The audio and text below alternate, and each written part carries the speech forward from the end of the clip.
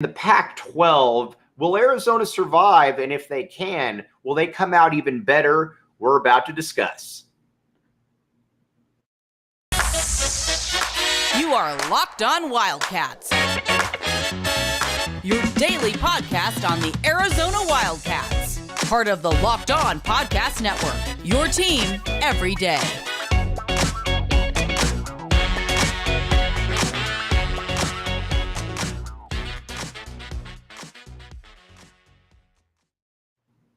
Thanks for keeping it Locked On Wildcats. I'm your host, Mike Luke. Happy Tuesday to everybody there. With again, I'm with John Schuster. I am Mike Luke. All right, we got a lot to get to this show. We're going to talk a lot about conference expansion, what's going on next. And you know what? We're going to be talking a lot about this all week, so get used to it. But first, Shu, UCLA, USC, the long-standing pillars of the Pac-12, have announced that they will be joining the Big Ten in 2024. What were your initial thoughts when you heard that? What in the crap is going on? I think that was generally my initial thoughts. And I had heard about it earlier in the day, before it broke, as a lot of people do, that there was going to be a seismic announcement taking place, and sure enough, it did. And I think that is the breaking point, the tipping point, if you will, the part where we go over the cliff in regards to whatever it is, college athletics and college football, perhaps as a separate entity from the rest of college athletics, is ultimately going to be. There's no going back from this. I'm not sure what that means generally, and to be honest, at this stage, I'm not sure anybody else really knows what that means either. I don't know what the Pac-12 knows. I don't know what they think at this stage, what it means for the Pac-12, what it means for the Big 12, the ACC, or the two juggernauts in the making in the SEC and the Big 10. I feel like we're not anywhere near done, but I believe that SC and UCLA leaving a conference that they more or less created, that they were the foundation for, and going off in another direction that has no geographic interpretation or connection to them whatsoever, makes this different than Oklahoma and Texas leaving the Big 12 for another conference that at least it's relatively easy for them to get to. So it's difficult to – there's no other way you can justify this and make up whatever secondary excuse there is, and nobody's really even trying. This is a money grab by USC and UCLA, and I think it's a move toward supremacy by the Big Ten, trying to keep pace with the SEC. And now those two conferences are way ahead of the game, and it's up to other leagues, including the Pac-12, to figure out how to function. There was an interesting note here to show you the impact that this is going to have on the conference. UCLA and USC and John Wilner reported this, that the next TV deal for the Pac-12 was generally thought to be probably going to be worth around $500 million, something like that. Guess what that is now projected to be without USC and UCLA? Not having read the reports, apologies to Mr. Wilner, I'm going to throw out $325. $300 million. Okay. Yeah, I mean, so you're losing 40% of your revenue essentially by losing these two schools. Now, well, that's also let's be fair. That's also a projected number right now. And there are a lot of dynamics that can change. So the Pac-12 it was projected they'd be worth about $500 million. Now it's projected that they're worth 40% less than that. Without getting into the semantics of that, I think there's reason for a lot of that to change. And maybe How so? Go ahead. This podcast adjusts, we can discuss some of the changing landscape here. You know, there's zero question. I don't want to.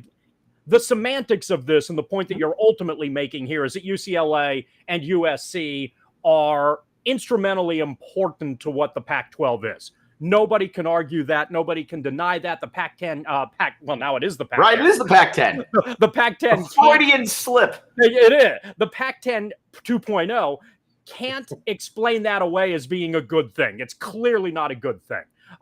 So projections aside, however, I think there's a lot of change in the landscape technologically that could take place between now and a new TV deal.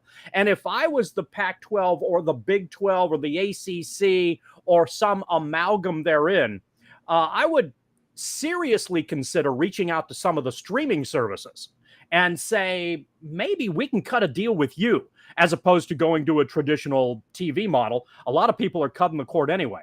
And there are discussions out there that ESPN and Fox may not be interested in negotiating with the Pac-12 and the Big 12 anyway.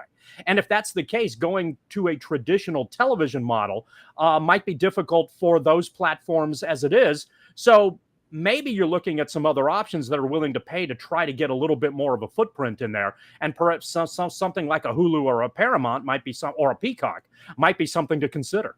Yeah, that's actually a really good idea. Or that's a good idea right there. I hadn't even really thought of that.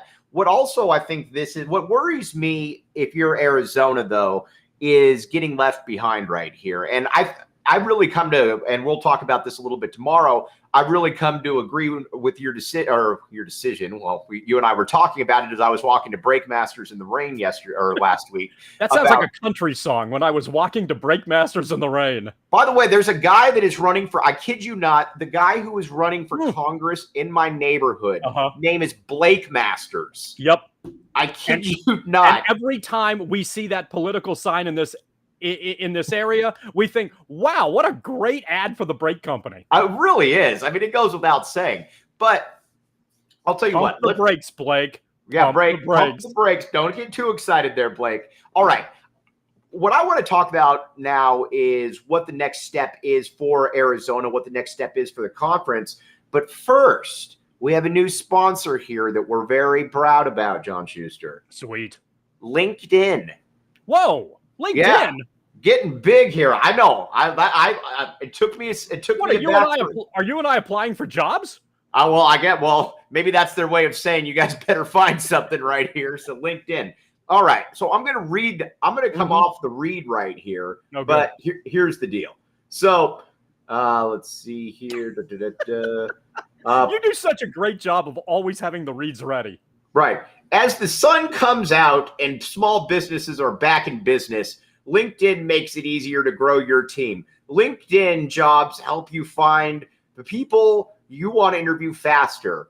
So you know what? If you want to hire somebody, LinkedIn is where you really want to go. You can LinkedIn jobs helps you find the candidates you want to find faster. Did you know that every week nearly 40 million seekers view LinkedIn? Post your job for free at linkedin.com/lockedoncollege. That's linkedin.com/lockedoncollege to post your job for free. All right, we'll be right back with you.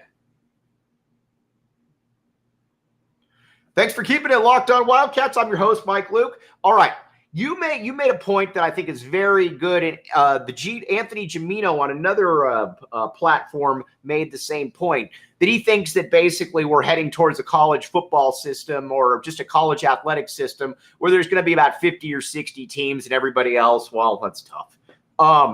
And if that's the case, is there any chance that Arizona isn't ever one of those 50 or 60 teams? Well, they should be.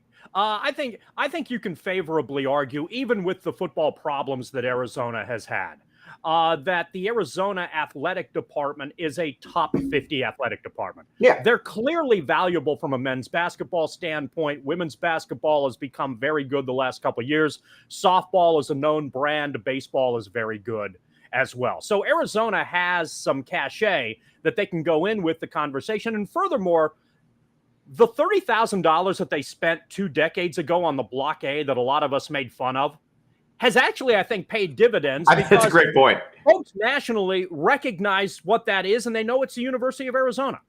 So as simple as something like that is, Arizona is a known brand, so Arizona has enough value to be tossed into favorably in the conversation. I think the question for Arizona is how to navigate this. Because if they stay with an effort by the Pac-12 to survive alone, or an effort by the Big 12 to survive alone, and they go to one of those conferences, and we discover that the Big Ten and the SEC ultimately branch off and do their own thing. And let's not pretend there are some articles out there talking in terms of the now, where it's where the Big Ten and the SEC might be 16-team leagues, but they're going to expand more than that. I firmly believe that they're going to go to 20 and ultimately 20, somewhere in that 24 neighborhood, which is why I think Anthony probably came up with the 50-ish number, and you and I have discussed a number roughly about 48. Mm-hmm. And it's 24 in the Big Ten and 24 in the SEC. They're going to, in essence, try to capitalize on that dominance for television contractual purposes, and all but separate themselves from the NCAA when it comes from to football, and create what amounts to being a premier league of college football, and everybody else is sort of relegated to second tier. Right. That's the concern Arizona has to deal with.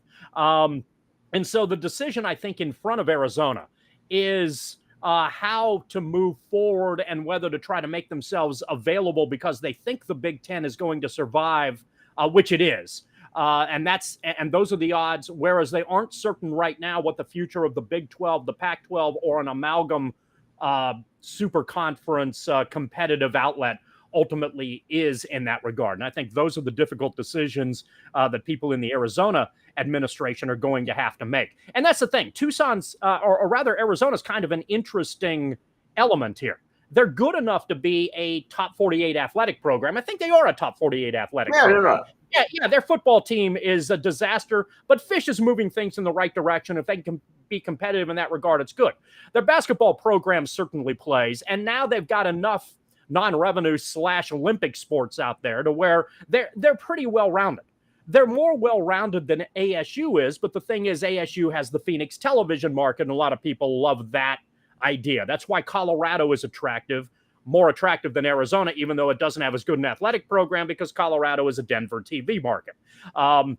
It's why they're still talking about Cal and Stanford, because they've got the Bay Area market. I'm not sure California is going to have an athletic department in 5 years. I don't think there's been a lot of rumors that Cal and Stanford won't have athletic departments in the next 5 years. I believe Stanford will. I think there's a much better chance that Cal will not. They just scrap athletics. Yeah. Okay. Wow. They've never been athletically supportive as it is. That administration has worked, and the dynamic up with universities as a whole, and for better or for worse, and in my opinion, a lot of it is worse.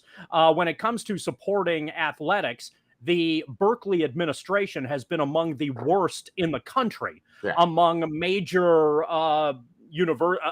power universities trying to gain a foothold. And I know that's been frustrating for coaches who have worked up there. So I think if one of those is going to make the move, and perhaps both of them ultimately do, because, you could argue Stanford's moving in that direction too.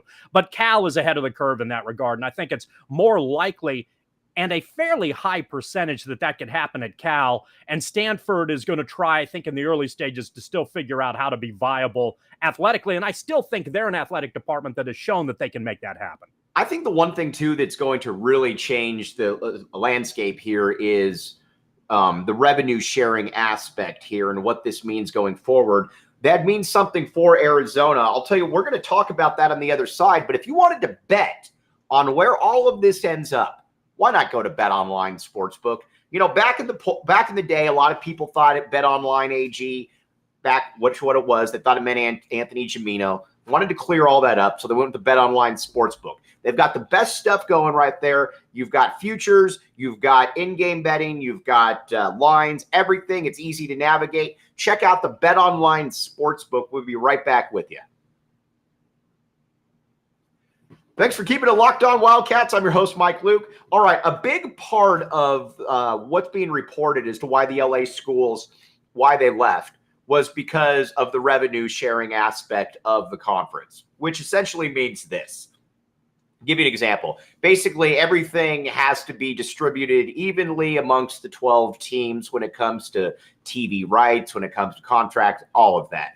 And UCLA and USC are saying, all right, well, let's just say that they're worth 40% of the conference or something like that.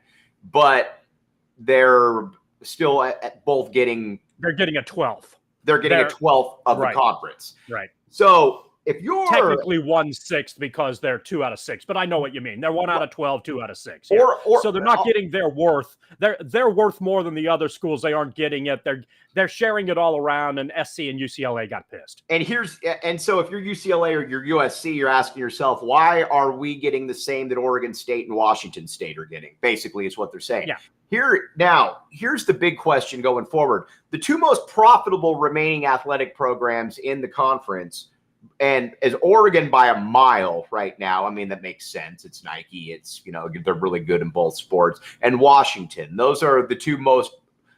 But with the TV contract coming up here, a lot of people think that both of these schools are going to essentially say, if you want us to stick around, there's no more revenue sharing. We want a bigger piece of the pie. That worries me if I'm the Pac-12, because I can't really do that. I don't know that I can sustain on that. And it feels like a move where Oregon and Washington are basically going to try to squeeze as much money out of the conference as they can before heading off to the Big Ten. Anyway, right. Do you kind of get that vibe as well? Yeah, I think that's what they're doing. Oregon and Washington would believe at this stage that they are now in a position of power, and that they can utilize that to try to get to the table and have a better hand and see if they can make a little bit more money as a result of that. There have been reports, take them for what they're worth. Again, there's a lot that's known and a lot of uncertainty out there, that the Big Ten at the moment isn't particularly interested in Oregon and Washington. That surprised me. Yeah, I think that's a bluff. I think the inevitability there is that, when they say at the moment, that means, okay, we're not going to take them in the next swath, but, whatever the immediate, we're not going to take them next week. Right. But, maybe 6 months, a year, 2 years from now, then they'll just join USC and UCLA anyway. So, I have they're obviously valuable schools. And it seems laughable to me that neither of the major conferences would want them. They make more sense in the Big Ten than they do in the SEC, although at this stage, clearly geography means zilch. Right. But I think Oregon and Washington are definitely in a position of power, and they're understandably going to try to play that position of power. And it'll be interesting to see what the Pac-12 / man, am I reverting back to 80s and 90s shoe? When you start saying Pac-8, I'm going to really give you credit. Yes, we may not be that far off. But there are obviously a lot of moving parts, and we're in this weird window where the shock factor is still there. I'm like, what the crap happened over the weekend? Right. Now, after the long holiday weekend, it's time to sit down and figure out what direction it is you're ultimately going to do and what your game plan is to try to counter what's out there. And we're in interesting times from the top of both conferences in trouble right now, too. The Pac-12 commissioner has been on the job for a year. The Big 12 commissioner doesn't start until August 1st. Right. So they're going in trying to figure out what's going on with a lot of other folks trying to make some points. I guess what I would suggest as far as this is concerned is that nothing's off the table. And as crazy a suggestion, and I have a couple that are out there, at least have them in the room and talk about them. And I don't know what's viable and what ultimately isn't, and how it plays out and how it works and how you try to convince the teams there, the schools there, to stay with you. But there are probably some options out there that might be viable, might be attractive. And if they are, maybe things can still work out here. But it's obvious that the Big Ten and the SEC have punched and punched hard, and they have intent on going for a 2-conference knockout to try to dominate at least college football and possibly college athletics as we know. I think a big miscalculation by Kliavkoff. One of his first things they was asked about when he took over, he was asked about conference expansion, and he said, no, we feel very good. We're not going to expand. We're going to stay here. And that to me shows a lack of understanding of the lay of the land right there, because you look at the SEC, they're certainly looking to expand when it's advantageous for them. You look at the Big Ten, they're obviously looking to expand. I think it almost boxes yourself into a corner needlessly. Yeah. And it doesn't make a lot of sense. I mean, and also you're at a point where now you're going to have to change your tune. Right. So, you said that at the time, you thought that maybe that in an odd way, if you look and you'll have to help me here because I'm drawing a blank on whether Larry Scott was the commissioner at the time. We all agree that Larry Scott was a disaster. Okay, we get that. But was it Scott who went after Texas and Oklahoma? Right, correct, yes. And if he did, you know, in a weird way, he was actually kind of ahead of the curve at a time where it just ultimately didn't work out. And then the Pac-12 is now in a position where it's having a hard time to recover. And they're on their heels, and the referees counting to about 6 or 7 right now. So they'd better get up and better get some clear heads and, you know, try to make this work out. Let's talk on the next episode about what a move to the Big 12 would mean for Arizona. For John Schuster, I'm Mike Luke. You've been listening to Locked On